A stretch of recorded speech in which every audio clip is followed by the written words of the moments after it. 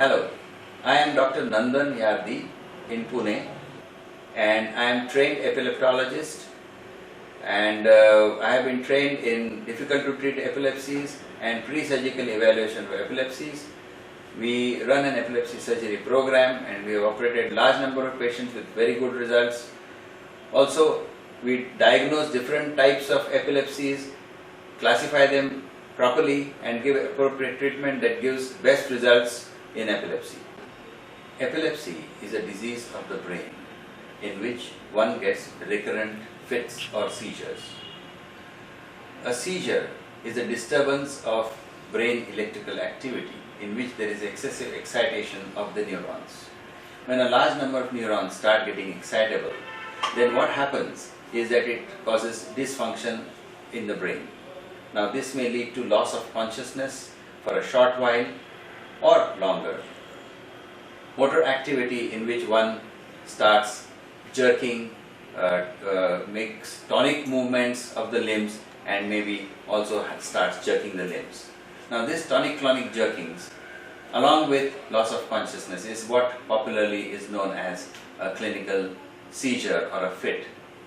Many people have seen people falling down on the roadside, tonically and clonically jerking, which lasts for maybe few minutes. Most seizures are self-limited and therefore do not require much treatment. What one needs to do is not to crowd around the patient, loosen any clothes, tight clothes that the patient is wearing, allow air to come and flow around the patient so he can breathe normally. It's good to turn him on one side, especially turn his neck on one side so he does not vomit, or if he is frothing, the froth does not go into the respiratory tract and choke him. This is all that needs to be done. If one can try to support the face so that there is no injury to the face. Jerking of the limbs usually may occur but will not lead to major injury. Most fits stop on their own. Nothing much needs to be done unless the fits last more than 4 or 5 minutes, in which case the patient should be rushed to the nearest hospital or a doctor should be summoned. Now what causes epilepsy? There are many causes of epilepsy.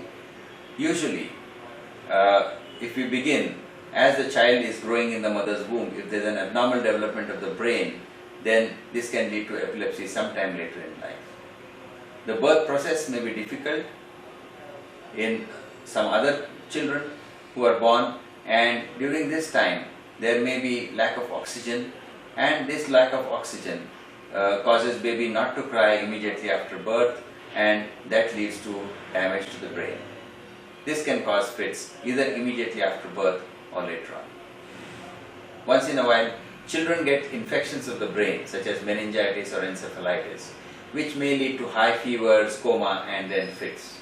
And they can go on to have fits later on in their life. Once in a while, we see patients who have injury to the head. Now, wearing helmets is very important. If one has a road traffic accident, falls from a scooter or a two-wheeler, one can injure the head, and of course the brain inside can have injury and bleeding. This can lead to seizures right at that time or a few days later or many years later.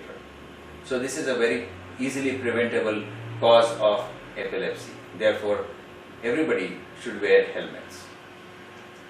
Once in a while, what can happen is that somebody gets a tumor in the brain, develops a tumor in the brain, and this tumor gives rise to fits and maybe some other signs and symptoms. So there are many causes of epilepsy, and we need to find out what is the exact cause why a patient is getting fits. There are a few, of course, that are hereditary. About 20% of epilepsies have a positive family history of somebody in the family having fits or seizures. So these are the various causes.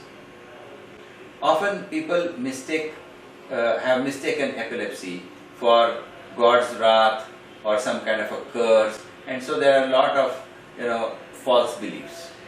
This leads to isolation and ostracism of the patient with epilepsy. There is no reason for this and there is no need to do this. Our society should understand that this is a disorder of the brain and that it is easily treatable and that patient should come forward for treatment. But how common is epilepsy? It's approximately seen in about 1 in 200 people. That's about 0.5 to 1%. And this is approximately the same figure all over the world. In developing countries, infections and infestations with parasites being more common, one may see a slightly higher frequency. One of the important causes in developing countries is that tapeworms, because of bad hygiene and consumption of vegetables, because of open field defecation, the vegetables may be contaminated, and then when one eats these vegetables, one gets tapeworm in the stomach, and what happens is some of the larvae of this tapeworm can migrate to the brain and lead to small cysts in the brain, which is known as neurocysticercosis. So this is one of the important causes why epilepsy frequency may be slightly higher in some developing countries. Now, what tests are required for diagnosing epilepsy? One is the history of how the fits occur, what happens first, whether there is a twitching of the mouth or some feeling, abnormal feeling of tingling or numbness in the hand or jerking of the limbs. This is very important, and the observer should see this. There are two broad types of epilepsy. One is a focal epilepsy, which begins from a circumscribed area of the brain and causes excitation of the neurons in that region, and whatever is the function of that part of the brain gets disrupted. So one may have tingling and numbness or some pins and needles sensation coming on the part of the hand, on the right hand, if the left brain motor area is affected. And then sometimes it moves its way upwards, and the patient can describe as the excitation in the brain moves from one part to another. Now, as the person describes this, one can know from what area of the brain it's coming. Usually the patient is conscious and can tell you. So these are called focal fits.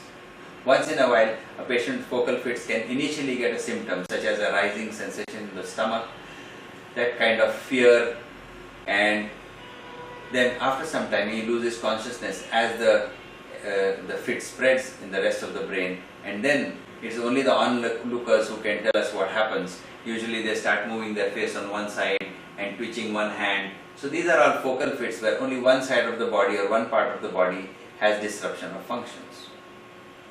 The other major group is the group of generalized epilepsies, which begin from the entire brain at the same time. And obviously, because it begins from the entire brain, what happens is the person loses consciousness, maybe for a few seconds, in which we say that this person has got absence attack. It means he is absent from his surroundings for a brief while.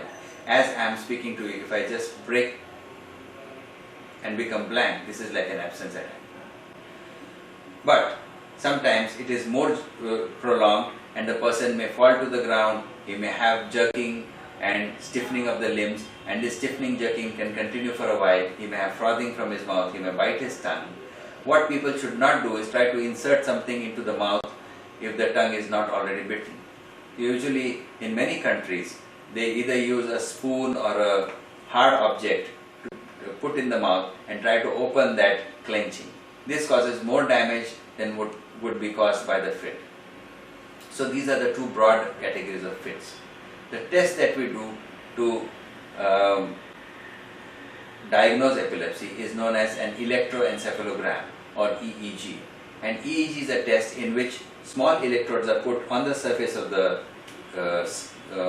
scalp, and a test is run for about 15 minutes or 30 minutes or 1 hour, in which the electrical activity in the brain is recorded by a machine. And this tells us what area of the brain is sparking excessively and what are the abnormalities there, and based on that we find out what type of epilepsy it is. So there are about 20 or 25 different types of epilepsies that manifest in different ways, which run different natural courses, and therefore have a different outcome and different treatment.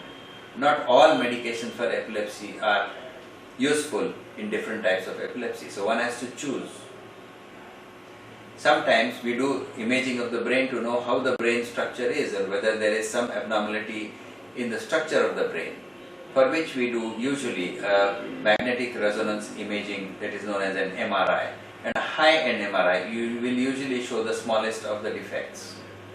Then there are some special tests which may be done in specialized centers like ours, which I can't enlist in this video, but we sometimes do a SPECT scan, we do a PET scan, we do a functional MRI, we do some neuropsychological testing, and all these are required if you want to know different parts of the brain that are affected, that are leading to the seizure. And if you can find the origin of the seizure coming from a single focus, sometimes we can offer surgery to these patients, and often this surgery is then curative. But more or less, 85% of the patients require medical treatment, that is simple medication taken once or twice a day for at least a period of 2 years, sometimes 3 years, or sometimes 5 years, depending on the type of epilepsy that we are dealing with. These medications have to be taken regularly at the correct time and should not be missed for them to be fully effective. And there are about 12 or 15 different types of medications now available because of modern research into epilepsy. As we understand the mechanisms of epilepsy, the receptors where these medications act, and how the brain is getting excessively stimulated or excessively depressed at times. Because of this imbalance of chemical imbalance or a neurotransmitter imbalance of excessive excitation versus reduced inhibition, both of which lead to excessive neuronal discharge. These medications are now available for use, and sometimes some of them are even better than the older medications.